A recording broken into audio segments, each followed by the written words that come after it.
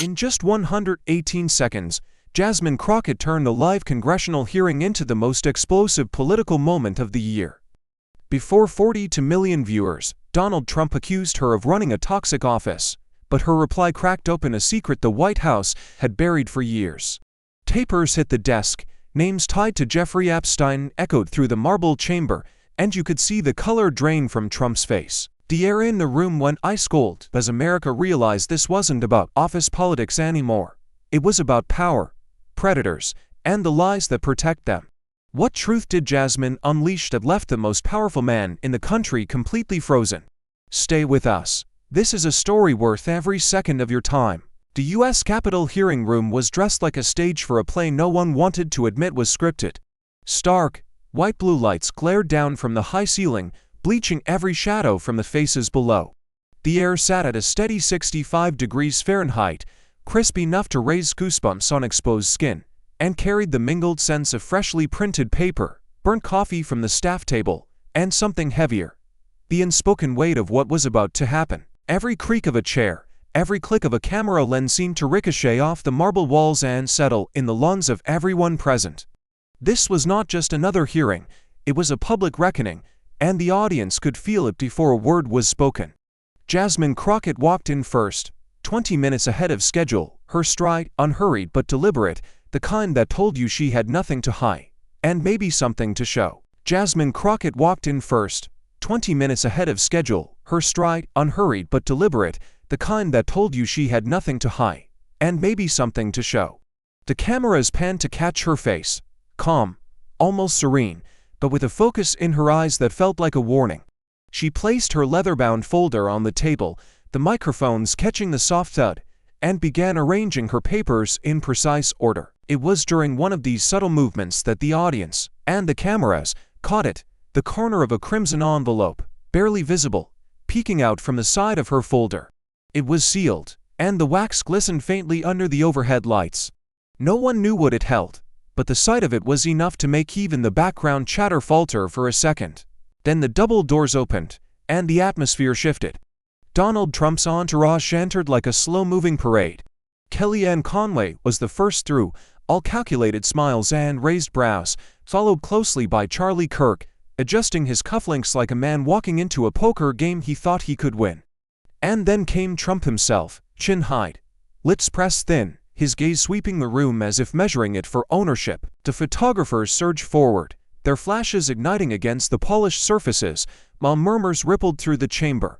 Jasmine didn't turn to look, she simply reached for her pen and jotted something down, the tip of the pen tapping twice against the red envelope as if by accident. The sound system hummed faintly, the kind of low, electric buzz that makes you wonder if something's wrong or if the building itself is holding its breath. Outside, the faint echo of distant protest chants filtered in through the heavy glass, words too blurred to distinguish, but the rhythm sharp enough to register as urgency. Inside, every person seemed to sense they were moments away from something irreversible. The crimson envelope remained in its place, quiet but glaringly out of place in a sea of government beige and polished mahogany. What would you do if you had proof that could destroy a former president's legacy? Trump leaned toward the microphone, his voice slicing through the low murmur of the room like a knife through silk. "She's a no-show boss from hell," he declared, savoring each syllable as if he were serving a prepared dish to the cameras. In his right hand, a crumpled printout of the New York Post article, the one accusing Jasmine of abusing her staff, shook slightly, not from nerves but from the exaggerated flourish he used to make sure the headline was caught in every shot. "Toxic, abusive, a disgrace to Congress," he added, glancing at the press gallery as though auditioning for the evening news lead-in. Kellyanne Conway, perched just behind him, nodded slowly in approval, lips curling into a smile that didn't reach her eyes. Charlie Kirk, arms folded, smirked opally at Jasmine like a man who thought the verdict had already been decided. Jasmine didn't flinch, she didn't even look up. Instead, she drew a slow breath, clicked her pen once, and began writing in her leather-bound notepad, each stroke deliberate and unhurried. From the gallery, it looked almost dismissive, like she was making a grocery list while a storm raged around her. The red envelope at the edge of her folder remained untouched, but its corner seemed to catch more light than before, a silent reminder that she hadn't played her card yet. The tension became tangible, as if the air itself had grown denser. A bead of sweat rolled down the side of Charlie's face, unnoticed by him, but caught by a roaming camera lens. Trump tapped the printout against the desk for emphasis. "These aren't my words. These are facts, reported by reputable people," he said, his tone laced with theatrical indignation. The irony of the phrase reputable people drew a faint, sarcastic snort from somewhere in the room. He turned his gaze back to Jasmine, narrowing his eyes, waiting for her to react, but she didn't. Her pen kept moving, her breathing steady, her expression unreadable. That calm became its own weapon, stripping his accusations of the reaction they craved. Then, as if the building itself were eavesdropping, the ceiling lights flickered. Once, twice, casting momentary shadows that darted across the marble walls. A faint microstatic hiss bled into the speakers, just enough to make everyone's head tilt toward the sound. In that fractured second of dimness, the crimson envelope looked darker, heavier, almost dangerous. The chairman's gavel didn't fall, and the silence that followed wasn't procedural, it was primal. Cameras zoomed in on Jasmine's hand, pausing over a line she'd just written, but the angle kept the words from view. Trump's lips twitched as if he wanted to speak again but couldn't find the next insult that would land. And in that breathless gap, it became clear to everyone in the room. The real battle hadn't even started yet, but when it did, someone wasn't walking out whole. Jasmine finally lifted her head. Her eyes found Trump's across the expanse of polished wood and microphone stands, locking onto him with a steadiness that ignored the cameras, the murmurs, and the weight of every spectator leaning forward. She didn't speak. Not yet, but her silence had an edge, sharp enough to slice through the lingering echo of his accusations. Her right hand slid across the desk, fingers coming to rest lightly on the crimson envelope. It wasn't a grip. It was ownership, a quiet signal that whatever was inside belonged entirely to her, and that she alone would decide when to let it breathe. The lens caught the subtle movement, zooming in so close the grain of the wax seal came into focus, a detail small enough to haunt anyone wondering what it hid. In that stillness, the room faded away, and for a heartbeat she wasn't in the Capitol at all. Her mind flickered back to the voices she'd carried here with her, the staffer who had stayed late every night for weeks without complaint, the single mother from her district who had walked 3 miles in summer heat just to hand her a folder of concerns, the veteran who had told her in a trembling voice that politicians never showed up unless it was election season, until she did. The words came in fragments, overlapping like echoes. You listened, you fought, you stayed. Each memory was a weight in her chest, not dragging her down, but anchoring her to why she was here. The audience couldn't see those memories, but they could feel the shift. They began to realize this hearing wasn't just a clash over an article in the New York Post or a round of partisan mudslinging. There was something larger pulsing beneath the surface, something that stretched beyond workplace accusations into territory that could shatter reputations and reshape legacies. Eyes darted toward the red envelope again, as if willing it to open, and even those in Trump's corner sat a little more rigidly than before. Trump leaned back, trying to look unimpressed, but the set of his jaw betrayed him.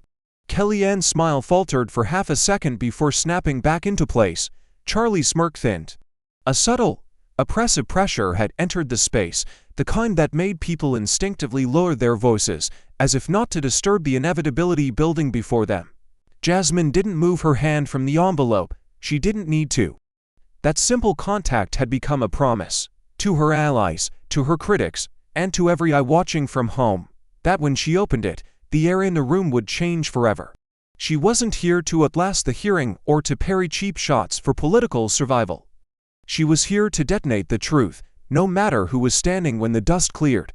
She wasn't here to survive this hearing, she was here to end it on her terms. Jasmine leaned into her microphone with the composure of someone who had been waiting for this moment all morning. "Thank you, Mr. Trump," she began, her tone deceptively cordial, "for reading your script so well." The words hung in the air, soft but sharpened at the edges, like a blade wrapped in silk. She opened her folder with unhurried precision, flipping through neatly tabbed sections until she found the one marked in bold ink, Staff Testimonies. Each page she laid on the table came with the weight of a name, a signature, and a date. "You've read the headlines," she continued, sliding a sheet forward so the committee cameras could catch it. "Now let's read the truth." Her voice didn't rise, it didn't need to. One by one, She recited statements from current and former staffers, people who had worked late into the night beside her, people whose words now lived in official affidavits. Congresswoman Crockett, one testimonial read, fights for us the way she fights for her constituents, fiercely, tirelessly, and with respect. Another described her bringing food to exhausted aides during a budget standoff. She read them all in a steady rhythm, each statement a counterweight to the accusation that she was toxic or abusive. Every time she finished a quote, she met Trump's gaze briefly, the unspoken message clear: these aren't sound bites. These are lives you're trying to tarnish. Trump shifted in his chair, his mouth tightening. Kellyanne's pen froze mid-note. Charlie's smirk was gone, replaced by a faint furrow between his brows. The energy in the room began to tilt, the balance of control inching toward Jasmine with every sentence she delivered. She paused just long enough to let the tension breathe, then slid her notes aside and leaned forward. "If you want to talk about toxic environments, Mr. Trump," she said, her voice dropping half a register, "let's talk about 1600 Pennsylvania Avenue." The reaction was immediate. A low ripple of murmur spread through the chamber like a fuse catching fire. Some in the audience shifted forward in their seats. Others looked instinctively toward the press pool, as if anticipating the headlines already forming in real time. Trump's eyes narrowed, but Jasmine didn't flinch. She let the room marinate in that single sentence, the address carrying its own weight, conjuring every whispered scandal and hushed meeting that name imply. The microphones picked up a faint rustle, not from her, but from Trump's own papers as he shuffled them in short, impatient bursts. Jasmine simply clasped her hands on the table, the red envelope now squarely between them, as if to remind him and everyone else that the morning's surprises weren't over. She had drawn first blood, but the strike was clean, precise, and meant to wound in a way that left the target wondering how deep the cut truly was. This wasn't about defending herself anymore. It was about turning the spotlight onto the one man who had spent a lifetime dodging its glare, and keeping it there until he couldn't move without showing the truth. Trump leaned forward suddenly, cutting across her last sentence. "There it is," he barked, jabbing a finger toward her. "The victim card. You've got nothing else, so you play the victim. That's all you've ever done." His voice carried the weight of a practiced insult, but there was a crack in the delivery. Too quick, too loud, as if he was trying to smother something that had already begun slipping out of his grasp. Jasmine didn't blink. Her pen stopped mid-note, and she slowly turned her gaze toward him, the stillness in her posture a deliberate contrast to his agitation. "Victim card," she said evenly, each syllable cut clean. "Mr. Trump, it's not a card when it's reality. And reality, something you've spent years avoiding." The words landed like stones in still water, sending ripples through the room. Trump's jaw flexed. He tried to respond, but she pushed forward, her tone sharpening. "I'm not here to cry about what you said. I'm here to talk about what you've done, and what you've covered up." Trump's voice rose, bluster overtaking coherence. "Covered up? You think you can stand there and accuse me?" He gestured broadly toward the cameras, as if dragging the nation into his defense. The effect was theatrical, but the desperation was starting to show. Jasmine didn't match his volume. She didn't need to. "This isn't theater, Mr. Trump," she said, her voice cutting clean through his. "Though I can see why you'd confuse the two. You've been performing your whole career." From behind him, Kellyanne Conway leaned toward her microphone. "If I may," she began, her tone dripping with that calculated condescension she had perfected on cable news. Jasmine didn't even turn her head. "And here comes the president's unofficial spokesperson," she said, slicing the words in with surgical precision.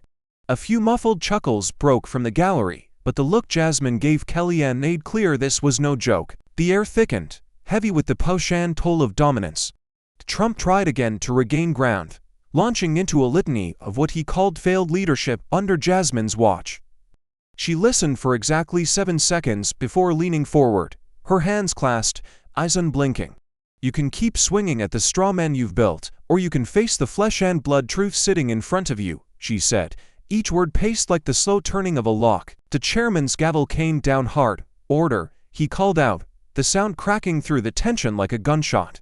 The room fell into a tense, breathless silence, the kind that makes you hyper-aware of every heartbeat, every creak in the floorboards. Jasmine's eyes never left Trump's. She didn't need to speak to make the point. The quiet itself was her weapon, and in that quiet, he was the only one who looked unsure of what came next. Jasmine's hand moved at last, slow and deliberate, her index finger finding the edge of the crimson envelope. She began tapping it, a steady, measured rhythm that echoed faintly through the microphone. Not loud, but just enough for the sound to cut through the silence like a pulse. Tap, tap, tap. It was the cadence of inevitability, the metronome of doom, each beat a reminder that time was running out for someone in the room. Trump's eyes flicked toward it despite himself, a micro-expression of curiosity, or fear, betraying the mask he wore. The envelope seemed to drink in the overhead light, its surface a deep, unforgiving red, like the kind of red you find on warning signs or crime scene tape. The black wax seal sat at the center, embossed with an insignia that only the cameras with their extreme zoom might later reveal. A small crest, almost official, but not one from Congress. It looked older, heavier, as if it belonged to a chapter of history no one had meant to reopen. Even from a few feet away, there was an aura to it, the faint scent of archival dust mixed with something metallic, something that whispered of documents stored for years, a place no sunlight could reach. She didn't open it, not yet. Instead, she let her fingertip trace the edge of the flap, a gesture that made the seal seem less like decoration and more like a lock she held the sole authority to open. The room was still but not quiet. The cameras whirred softly, someone shifted in their chair, a pen clicked nervously at the far end of the dais. Every small sound felt amplified, but they all circled back to the same focal point, the envelope between Jasmine's hands. Trump tried to look bored, leaning back in his chair, but his knuckles tightened slightly on the arms of his seat. Kellyanne was watching the envelope now too, her earlier smirk gone, replaced by a subtle wariness.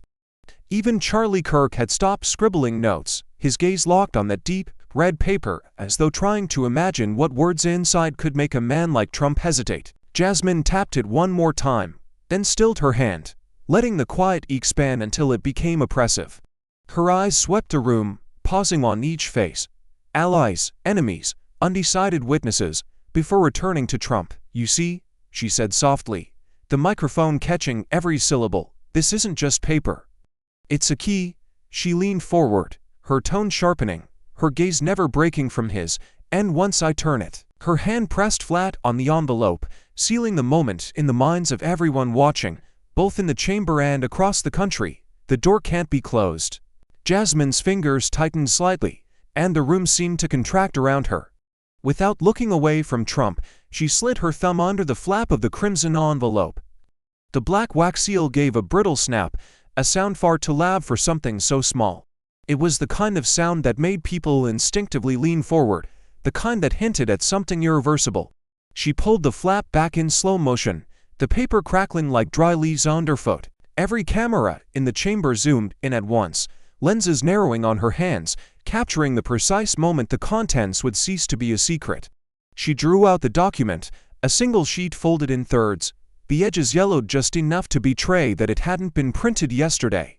As she unfolded it, the overhead lights caught the watermark, a faint outline of the presidential seal barely visible until she tilted it toward the committee. And then, in stark black type at the top, West Wing Guest Coordination, August 2018 Private List.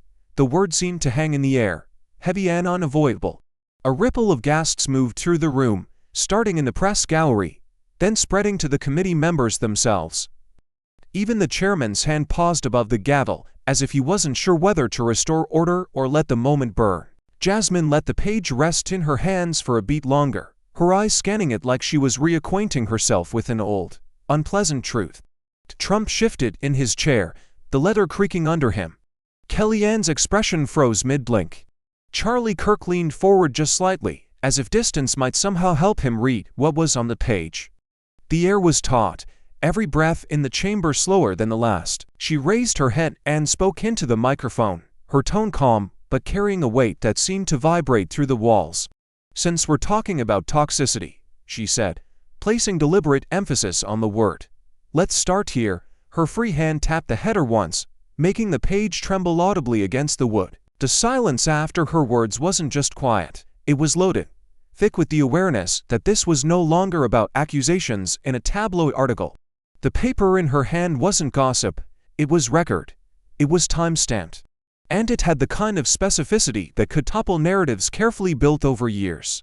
The cameras caught every angle, the set of her jaw, the tightening of Trump's lips, the darting glances between his allies. Jasmine lowered the page slightly, enough that the room could see she wasn't finished.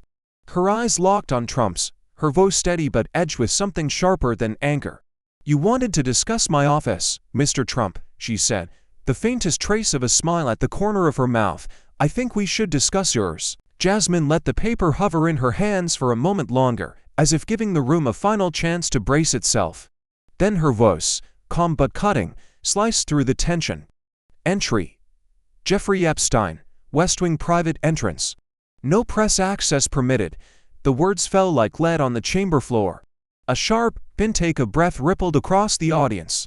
The sound was collective, involuntary, and laced with disbelief. Somewhere in the back, a reporter's pen stopped mid-scribble. Trump jerked forward, the microphone catching the scrape of his chair. "That's a lie," he began, his voice rising in the same instant the chairman's gavel slammed down.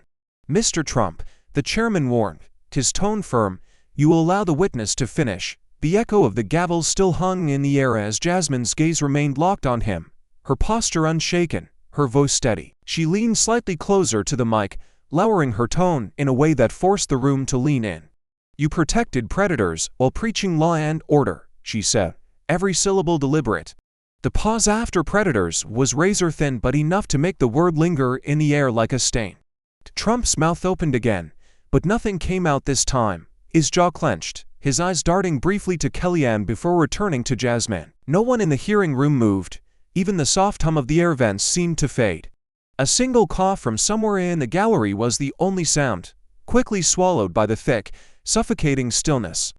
Camera shutters clicked softly, almost reverently, as if the photographers knew they were capturing a freeze frame that would live beyond this day. Jasmine didn't look at her notes, she didn't need to. Her focus was entirely on him, her voice carrying both the precision of a prosecutor and the conviction of someone speaking for more than herself. "You locked doors for men like him," she continued, "and opened them for those who could protect you in return. That's not governance, Mr. Trump, that's complicity." Trump shifted again, the leather seat protesting under the movement, his fingers drumming once on the desk before falling still. Kellyanne sat rigid, her eyes fixed on the table as though the grain of the wood might offer an escape. Charlie Kirk's pen tapped twice, the rhythm betraying his unease. Still, no one in the audience moved to break the moment. It was as if the chamber itself was holding its breath, waiting to see what would come next, waiting to see if he would fight back or fold under the weight of what had just been read aloud. Jasmine, unflinching, let the silence grow until it became almost unbearable. Then she rested the paper gently on the table in front of her and said, with a calm that was more dangerous than any shout, "We can keep pretending, or we can keep reading." The words Jeffrey Epstein were still ringing in his ears, but Trump wasn't listening to the room anymore. His vision tunneled, the bright lights overhead bleeding into a white haze. She can't have the rest, unless someone gave it to her. The thought cut through the static in his head like a shard of glass. His mind began flipping through names, staff, lawyers, even family, weighing who had access, who had motive, and who would dare. Each possibility tasted like betrayal. His breathing quickened, though he kept his chest still, not wanting the cameras to see. "This is a stunt, it has to be a stunt. The media will eat it up for a week, then it's gone." But the doubt pressed harder. The paper in her hands wasn't some sloppy leak. It had the right weight, the right seal, the right age. She wasn't bluffing. "Not this time. I need to end this now." His eyes flicked to Kellyanne. She was still, her hands folded in front of her, face neutral in that polished way that meant she was thinking 3 moves ahead, but not for him. Charlie's gaze was locked on Jasmine, jaw tight, useless, both of them. A bead of sweat slid down from his temple, tracing a slow path toward his collar. His right hand trembled slightly on the table, so he shifted it to his lap, curling his fingers into a fist to steady them. "Stay calm.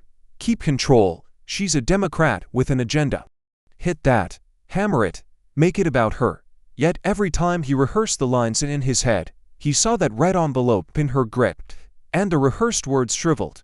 He replayed 2018 in flashes, the private entrance, the quiet staff instructions, The night he told security to keep the list tight, it had been routine then, forgettable. Now, in her voice, it sounded like a confession waiting to happen. He felt the weight of the cameras, not just here but everywhere. Cable news, Twitter feeds, the millions watching in real time, waiting for the blink that meant he'd been hit. He wanted to interrupt, to shout her down, but the chairman's earlier warning hung like a tripwire. One wrong move and he'd look cornered. One wrong word and she'd have reason to open the envelope further, to show whatever else she had. And she did have more. He could see it in her posture, the way she hadn't rushed a single sentence. She was pacing herself, like a predator closing in. Trump swallowed hard, forcing his expression back into something approximating confidence, but his pulse was a drumbeat in his ears.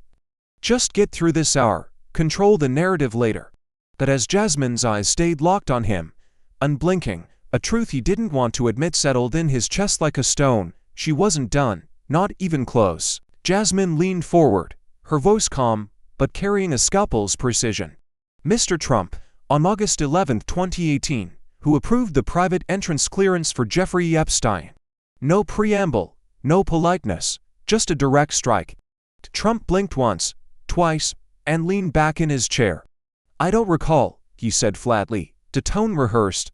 She nodded slightly, as if expecting the dodge. And who issued the directive to remove those visits from the public log? Trump's lips tightened. You'll have to ask the staff. I was busy running the country. Without breaking eye contact, Jasmine reached for a second folder, thinner than the red envelope but stamped confidential. She opened it, sliding out a memo printed on West Wing letterhead. We did, she said, and the staff said this. She began reading. Per the President's verbal instruction, no public record is to be kept of specific guests arriving through the West Wing service corridor. Security to be informed verbally, not via email. The memo was signed by a former aide, now protected whistleblower, whose name flashed across the projector screen for everyone to see. Trump shifted in his seat, the letter squeaking audibly. That's not proof. Anybody can type that up. Jasmine didn't flinch. She produced a second document, this one marked with a digital timestamp from the Secret Service's internal system. It's harder to fake a server log, Mr. Trump. She held it up for the cameras, the audience catching a glimpse of the entry. Visitor, J. Epstein. Access granted. There was a low, involuntary murmur from the gallery. In the committee row, a pen rolled off a desk and clattered onto the marble floor, the sound unnervingly loud in the silence that followed. Someone shifted in their seat, the air vents whispered faintly overhead.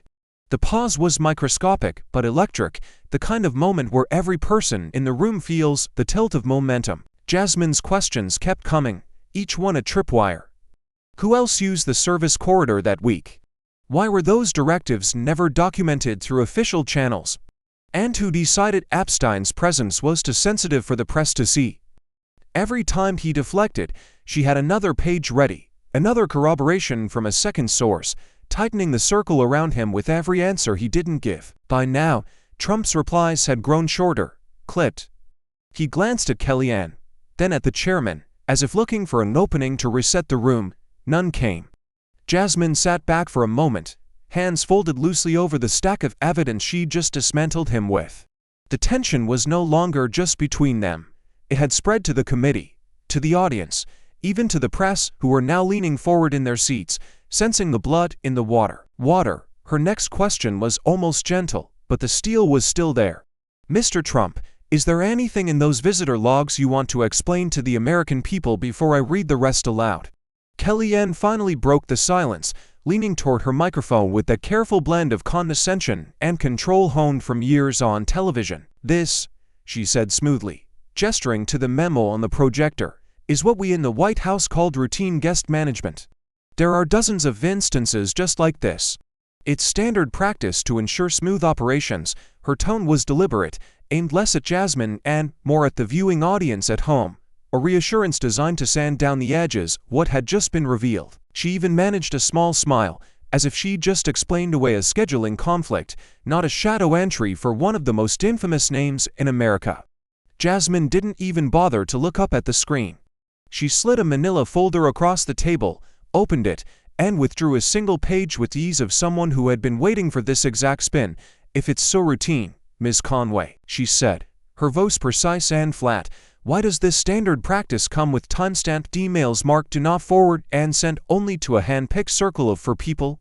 She held the page up, and the projector screen changed. An email thread, its subject line reading, "Private Corridor, no press." The timestamp glowed, August 11, 2018, 1842 EST. Kellyanne's smile faltered for a fraction of a second, her gaze dropping to the paper in Jasmine's hand before she recalibrated. "It's," she began, but Jasmine cut in cleanly. "It's what, Ms. Conway?" "Standard practice to instruct Secret Service not to log certain visitors? Or standard practice to hide the names from public records altogether?" The questions came like hammer strikes, each time to land before Kellyanne could build her footing. From the end of the row, Charlie Kirk leaned toward another and muttered something under his breath. It might have gone unnoticed in the constant shuffle of a hearing room, but his microphone was still live. The low feed captured it perfectly. "She's cornering him." "This is bad." The words crackled faintly through the audio system, just loud enough for the press to catch. There was a subtle shift in the chamber. Reporters exchanged quick glances, pens scratching faster, camera operators adjusting their zoom. Even some committee members on Trump's side glanced down, as if trying to put a layer of wood between themselves and what was unfolding.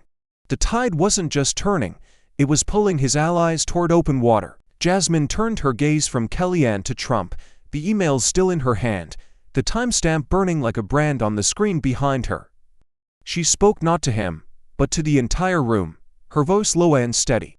"When even your allies flinch, you know the tide has turned." And in the silence that followed, the only sound was the faint, accidental hum of Charlie's still hot mic, a quiet admission that the fortress was already cracking from within. Jasmine let the emails rest on the table, her fingertips still touching the paper as she straightened in her chair. When she spoke again, her tone shifted, less prosecutorial, more deliberate, like she was speaking to the nation itself rather than the man across from her. "You know what this is really about, Mr. Trump? It's not just about who walked through a private door in the West Wing, it's about the kind of doors this country keeps closed." "And for whom?" She let that hang for a breath before continuing, her eyes scanning the committee, the press, and then returning to him. She painted the contrast in strokes too stark to ignore. "When it's a billionaire with a Rolodex of powerful friends, we move heaven and earth to protect their privacy. We hide their names, we reroute their paths, we scrub the records clean.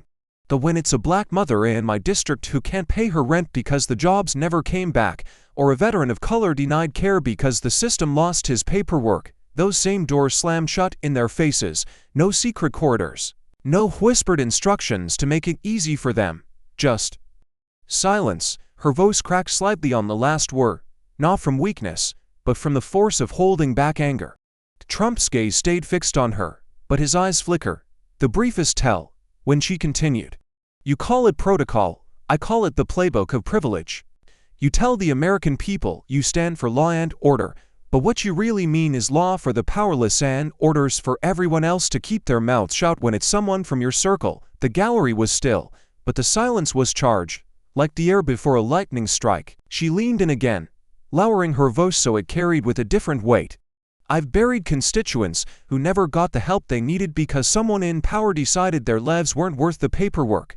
And I've watched the machinery of government spin itself into overtime to make sure men like Jeffrey Epstein could slip in and out of the most secure building in America without a single question asked.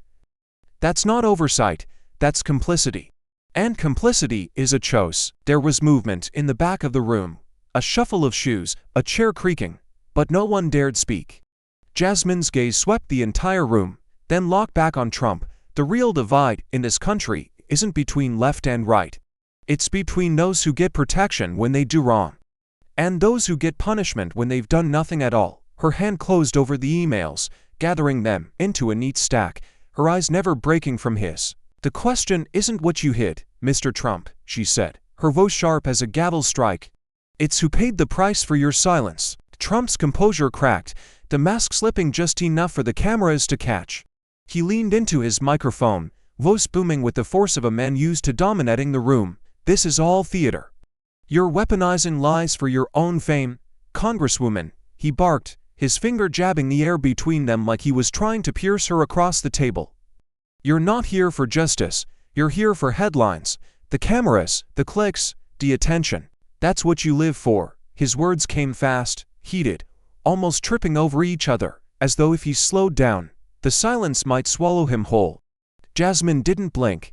She didn't even adjust her posture. She waited until the echo of his voice had settled against the marble walls before leaning forward, her eyes narrowing just enough to turn her gaze into a blade. "Fame doesn't scare me," she said, each word slow and deliberate. "Truth does scare you." The line landed like a gut punch, not shouted, not barked, but delivered with the certainty of someone who knew the cameras would replay it 1,000 times. A sharp, intake of breath swept through the gallery, a chorus of gasps, followed by scattered applause that broke out before the chairman could bring the gavel down. The sound ricocheted through the chamber, mixing shock with a ripple of defiance. Trump's expression hardened. His jaw worked as if he were grinding down the reply he wanted to unleash. Kellyanne shifted in her seat, crossing her legs in a move to rehearse to be casual, while Charlie Kirk's eyes darted toward the press gallery, already calculating how this moment would play online. Jasmine didn't waste the momentum. She kept her voice low, almost conversational, but the edge never dulled. "I've been in rooms where people's lives depended on telling the truth. I've been in courtrooms where lies like yours cost people everything they had. And here you sit, in the most public room in America, still thinking you can bluff your way out of a record with dates, names, and signatures." Her hand tapped the stack of documents in front of her, the sound sharp against the wood, like a judge's gavel cutting through nose. Trump tried to speak again, but this time his words tangled, the beginnings of a sentence swallowed before they could take form. The cameras caught it all, the hesitation, the half-formed retort, the brief flicker in his eyes that looked too much like uncertainty. Jasmine leaned back, not because she was retreating, but because she knew she had advanced far enough to force him to follow her lead. The applause in the room finally died down, but the tension stayed, pressing in from every wall. She kept her gaze fixed on him, her tone steady, almost quiet, as she delivered the line that sealed the exchange. "You came here thinking you could put me on trial, Mr. Trump, but it's your record, and your fear, that's being cross-examined." Jasmine shifted in her chair, the fire in her voice softening into something quieter, but infinitely more dangerous, truth wrapped in grief. She reached for a single page from her folder, holding it gently as though it carried more than ink and paper. "I want to tell you about someone," she began, her tone steady but low enough that the room leaned in. "A young woman from Florida. She was 17 when she was pulled into Jeffrey Epstein's network. She escaped once. But during your presidency, Mr. Trump, she came forward again, this time ready to testify. And you know what happened?" She glanced down at the page, and when she looked back up, her voice caught, just slightly. Her statement was buried, sealed, and she was told, in writing, that pursuing it could jeopardize her safety. The words landed like a weight across the chamber. No one moved. Even the reporters, pens poised, seemed momentarily frozen. "She told me," Jasmine continued, her voice tightening, "that every day after, she'd see her abuser's friends on television, at parties, smiling in photographs with powerful men, and she realized that in America, some people's crimes are too well connected to ever see the inside of a courtroom." She looked directly at Trump. "She was talking about people you welcomed into the West Wing." Trump leaned toward his microphone, the edge in his voice unmistakable. "That's not true. That's not." But before he could finish, Jasmine raised her hand, palm up, steady, unshakable. The gesture wasn't dramatic, it was absolute. It was the kind of gesture that stops a person mid-breath because it carries the weight of authority and the certainty that whatever comes next will only make them look smaller. Trump's mouth closed, his words swallowed. The camera zoomed in on her hands still raised between them, then on her eyes, unblinking, unwavering. She lowered her hand slowly, reclaiming the silence, and continued. "She is not the only one, Mr. Trump. She is one of dozens. Dozens whose names I could read right now, whose stories match dates and logs from your own visitor records. Dozens who lived through hell while the people in your inner circle treated it like an invitation-only club." Her voice cracked again, but this time she didn't pause to steady it. The break in her tone made the words sharper, not weaker. From somewhere in the gallery, a muffled gasp broke the stillness. Jasmine's eyes swept the room, then came back to lock on Trump. "You want to call this lies for fame? You can. But you will never look me in the eye and tell me they don't exist. She slid the page back into her folder with deliberate care, as if tucking the survivor's name back into a place where it would be safe. For now. Because the day I read them all out loud, Mr. Trump, is the day even your friends will stop defending you. The chairman's gavel struck hard, the crack ricocheting off marble like a pistol shot. We will take a 10-minute recess, he announced, his tone clipped, as though the air in the chamber needed clearing before it collapsed under its own pressure. A few aides immediately rose from their seats, stacking papers, ready to bolt for the side doors. Cameras pivoted toward the committee days, expecting movement. But Jasmine didn't move, she didn't gather her notes. She didn't even look at the chairman. Her gaze was fixed forward, her voice calm but carrying enough steel to halt the shuffle of chairs. "No, Mr. Chairman," she said, "America deserves to hear this now." The sentence hung in the air, cold and unyielding. A low hum of tension returned to the room as reporters hesitated, pens hovering in midair. Across the table, Trump shifted, his knuckles whitening against the arms of his chair, as if resisting the urge to speak before he could find words that wouldn't dig him deeper. Kellyanne leaned slightly toward him, whispering something under her breath, but he didn't turn his head. The cameras stayed on Jasmine, her posture upright, her hands resting atop the crimson envelope like a guard at her post. The chairman hesitated, visibly, before setting the gavel down without another word. The recess was dead before it started. The camera feed caught every flicker of unease across the faces in the room, from the aides in the back row to the members on the dais. One lens caught a bead of sweat rolling down Charlie Kirk's temple. Another zoomed in on the legal pad in front of Trump, where his pen had dug deep enough into the paper to tear it. A pause stretched wide, the kind of pause that isn't empty but saturated, with risk, with expectation, with the knowledge that the next word spoken will either ignite or smother the fire already burning. The camera panned slowly across the gallery, a woman in the third row clutching her handbag tighter, a reporter's lips pressed together, a security guard shifting his weight but never taking his eyes off the witness table. The sound was nothing but faint breathing, the rustle of fabric, the low hum of the lights above. Jasmine's voice broke that stillness, deliberate and unwavering. "We keep stopping the clock for people in power. We tell survivors to wait while abusers get another chance to rewrite the story. We take recesses when the truth gets too close to comfort. Not today." She glanced briefly at the chairman, then locked eyes with Trump again, her stare cutting through the remaining space between them. "Because once the truth is out," she said, her tone like the closing of a heavy door, "there's no recess from justice." Jasmine slid her hand beneath the crimson envelope and drew out another page, this one folded neatly in half and sealed with a faint crease from years of storage. She unfolded it slowly, the sound of the paper splitting the silence like a warning shot. Her eyes scanned the text once, and then she turned it toward the committee, holding it just high enough for the cameras to catch the header. "Internal Directive, Visitor Log Protocol Sensitive Access." The subheading was even starker. "Staff are instructed to bypass standard visitor records for designated sensitive guests. All instructions to be delivered verbally, no electronic communication." A rustle passed through the room, sharp and uneven, reporters shifting, committee members leaning forward, aides whispering to one another behind their hands. Across the table, Trump's lawyers leaned in toward him in unison, their voices low and urgent. One gestured to the page, another made a slicing motion with his hand, as if urging him to cut this short before it gathered more oxygen.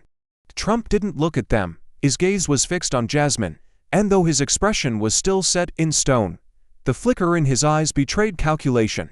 Jasmine didn't flinch. "This isn't about routine guest management," she said, her voice measured but carrying. "This is about deliberate erasure, a policy written into the walls of the West Wing, sensitive guests.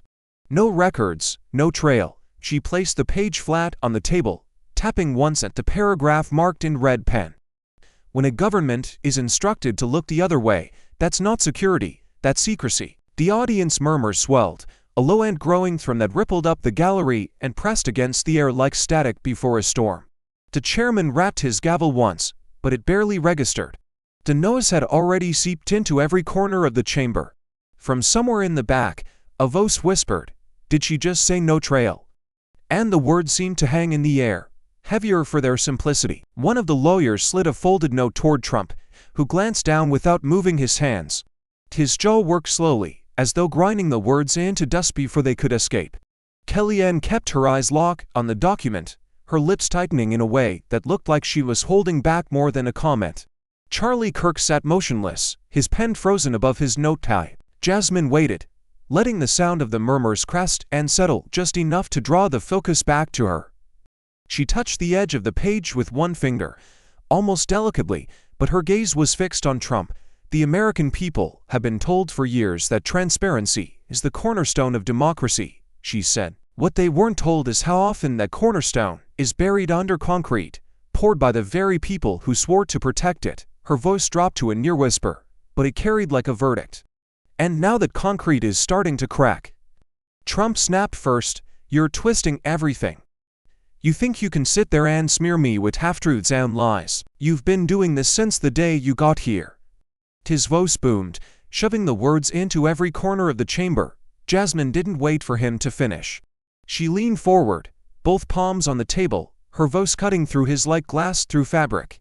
"Half-truths, you don't get to lecture me about truth when you've spent years burying it. You are a walking graveyard of silenced names, and you know exactly which ones I'm talking about." Gasps rippled across the room, the phrase hit harder than a shout, loaded with imagery no one in the chamber could and hear. Trump's face flushed deep, his hands tightening into fists. "That's disgusting," he shot back. "You have no idea." Jasmine's voice rose over his. "I have every idea, Mr. Trump, every name you thought would never see daylight, every file you thought you could lock away. You don't fear me, you fear the people whose stories I'm holding in my hands right now." Kellyanne bolted upright, her voice slicing into the fray. "Out of order. This is completely out of order," she barked, pointing at Jasmine as if willing the chairman to intervene. But the gavel never came. The chairman didn't even look at her. His eyes were locked on Jasmine, letting the exchange run its course.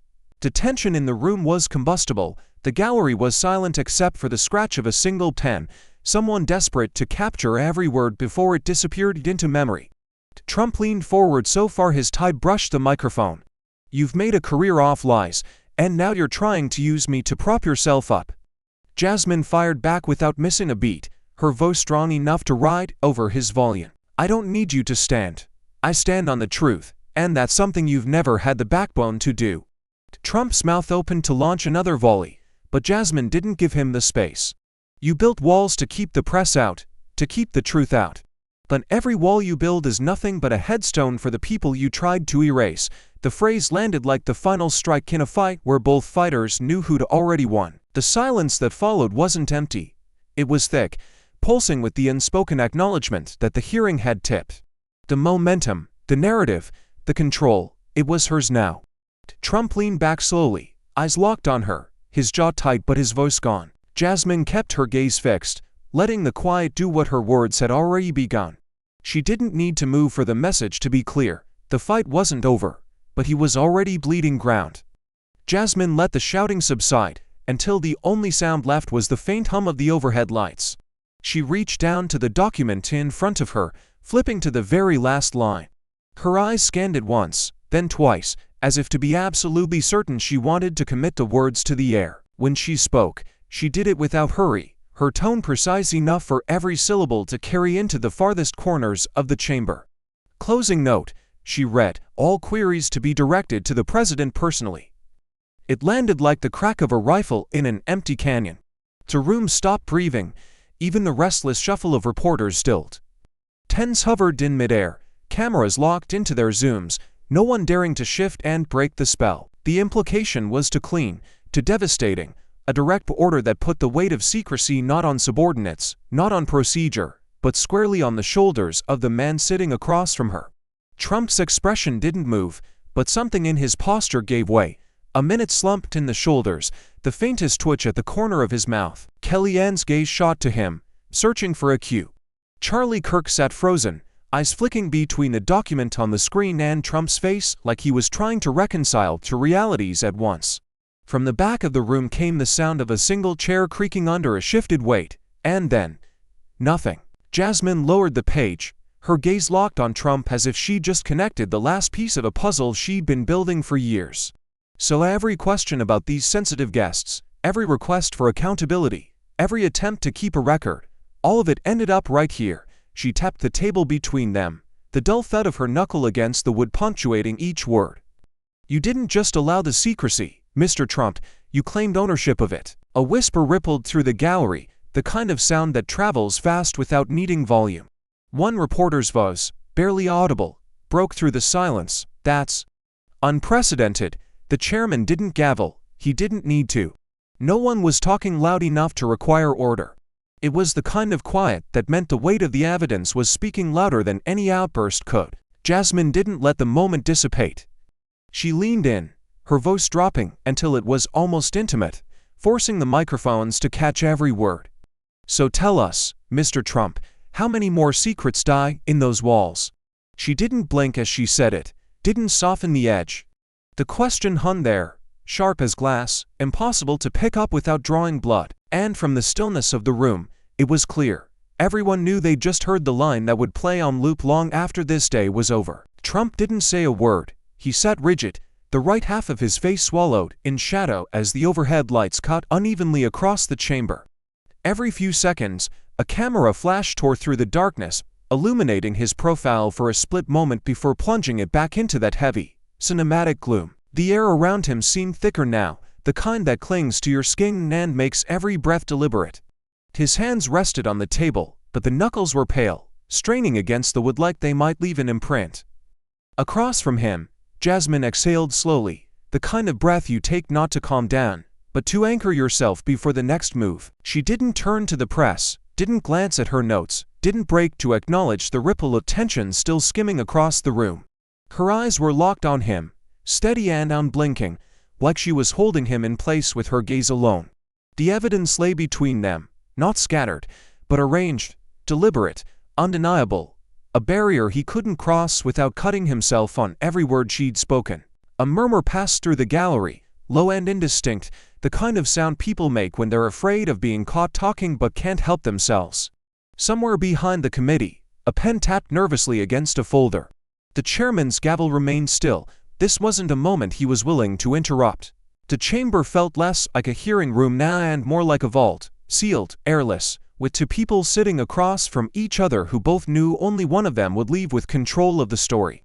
Trump's eyes darted briefly toward the exit, just enough for the cameras to catch. Jasmine's gaze didn't follow. Her expression hadn't changed since she'd read that last line. Calm, contained, but with the unmistakable gravity of someone who had shifted the balance of power without raising her voice. She leaned forward a fraction, not to speak, but to close the space between them in a way that made escape seem smaller, narrower. The cameras kept flashing, desperate to capture this exact geometry. The half-lit man, the unwavering woman, and the table that now felt like a battlefield. The silence was suffocating, but she didn't break it, not yet. She was letting it do the work, letting the weight of what had been said settle like concrete around him. And as the seconds bled into each other, the truth was plain in the eyes of everyone in the room. He might still be sitting there, but she had already taken the ground beneath his feet. The first images hit the airwaves before the hearing even adjourned. Split screens of Jasmine leaning forward, eyes locked on Trump, and his half-shadowed silence across the table. On CNN, the anchor's voice was taut with urgency. This may go down as one of the most damning moments in a congressional hearing in decades. Over on MSNBC, the clip of her saying, "You are a walking graveyard of silenced names" loop every 15 minutes, each replay met with studio analysts leaning back in their chairs, letting the weight of the line hang before dissecting it. Even Fox News, usually a fortress for Trump, cut to the footage, this time with a lower third banner reading, "Crockett goes for the jugular." On TikTok and Twitter, the moment detonated. Hashtags like #NoRecessFromJustice and #RedEnvelopeTruth trended within hours, racking up millions of views. Users remixed the footage with pounding drumbeats, close-up freeze frames, and slow-motion zooms on Trump's flicker of unease when the memo's closing line was read aloud. Instagram stories filled with screenshots of Jasmine's steely expression, overlaid with captions like "This is how you hold power accountable and unbought, unbossed, and afraid." Out on the streets, the reactions were raw and visceral. In Philadelphia, a woman in a heavy coat grinned into a local news camera. She said, "What we've been wanting to say for years. And she said it to his face. In Atlanta, a group of black veterans gathered outside a community center, watching the hearing on a mounted TV and clapping as Jasmine's final words echoed from the speakers. In Los Angeles, a crowd outside City Hall began chanting her name, voices rising over passing traffic. For many communities of color, this wasn't just political theater, it was vindication.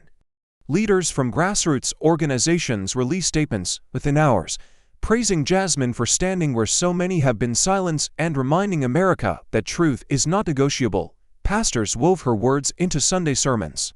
Civil rights lawyers posted clips of her interrogation as training material for young advocates. By nightfall, a muralist in Brooklyn had already projected her image onto a brick wall, red envelope in hand.